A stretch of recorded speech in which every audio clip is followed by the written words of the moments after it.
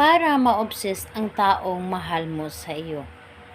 Hello mga guys, kumusta kayo? Panibagong araw, panibagong video na naman tayo. And sa araw na ito, isa na namang video ang aking tuturo sa inyo ng simpleng gabay o simpleng pamamaraan na makakatulong sa atin. At bago ang lahat, gusto ko lang ma-disclaimer sa mga taong hindi naniniwala at hindi gusto ang mga kagaya nitong video. Please skip this video and maghanap kayo ng videos na gustong gusto nyo dahil ang video na ito ay para lamang ito sa mga taong naniniwala and gusto mag-try.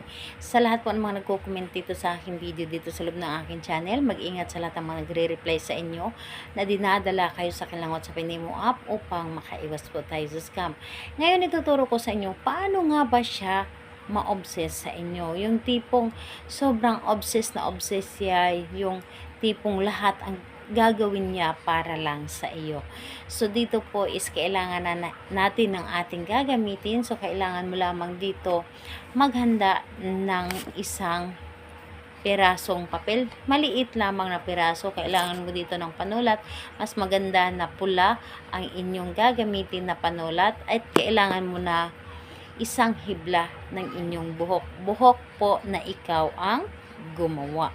So, yun lamang ang dapat nating ihanda dito. Siyempre, yung sarili mo, kailangan mo lamang dito na ihanda din ang inyong sarili na kapag gagawa ka ng isang bagay o isang ritual, ay kailangan buo ang inyong loob.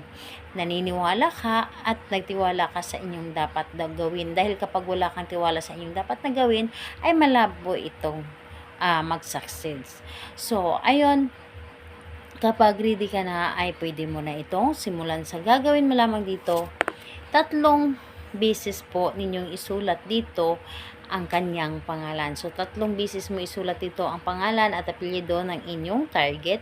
At kapag naisulat mo na dito ng 3 beses yung pangalan at apelyido ng inyong target, kumuha ka ng inyong laway at ipahid ninyo sa 3 line ng kanyang pangalan. So kapag napahiran nyo na ito ng inyong laway, ay iro-roll mo lamang ang papel na ito papunta po sa inyo. And habang niro-roll mo ito or habang ginagawa mo ito, isipin mo siya at isipin mo ito na ito ay agad na gumana. So, kapag na-roll mo na ito na papunta sa inyo, kumuha ka ng hibla ng inyong buhok at itali mo ito dito sa papel. So, kailangan habang tinatali mo ang inyong buhok, ay iniisip mo siya, sobra kang mau-obsess sa akin, matatalian kita, hawak ko ang pagmamahal mo, ako lamang ang labis mong mamahalin, ako lamang ang labis mong pakaibigin, lahat na sabihin mo na dito. Gagawin mo ang lahat para lang sa akin, gagawin mo ang lahat para mapasaya mo ako, lahat po. So, kailangan na maganda lamang ang inyong intention sa paggawa and para ito sa ikakabuti ng inyong relasyon. And siguraduhin po ninyo na ikaw po ay nagmamahal ng tunay sa kanya.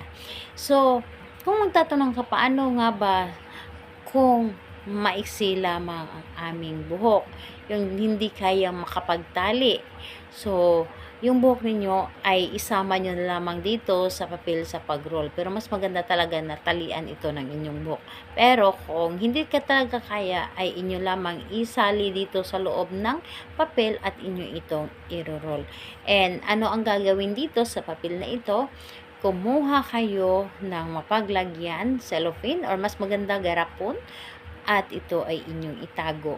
Itago ninyo ito or sa maliit na buti at itago sa lugar na kung saan hindi ito makikita ng kahit sino. Yung ikaw lamang ang nakakaalam.